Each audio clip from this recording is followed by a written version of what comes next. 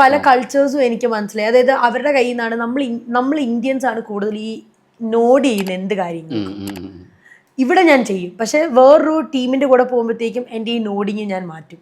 കാരണം എനിക്കറിയാം അത് നോഡിങ് എന്നുള്ളത് ഇപ്പൊ നമ്മളാണെങ്കിൽ അത് യൂസ്ഡ് ആണ്, പക്ഷെ അവരും അങ്ങനെ ചെയ്യത്തില്ല. നമ്മൾ എന്തെങ്കിലും വർത്തമാനം പറയും, എൻ്റെ അടുത്ത് പറയും, ഞാൻ വർത്തമാനം പറയുമ്പോഴത്തേക്കും ഭയങ്കര കൈയിട്ട് ശരിയാണ്.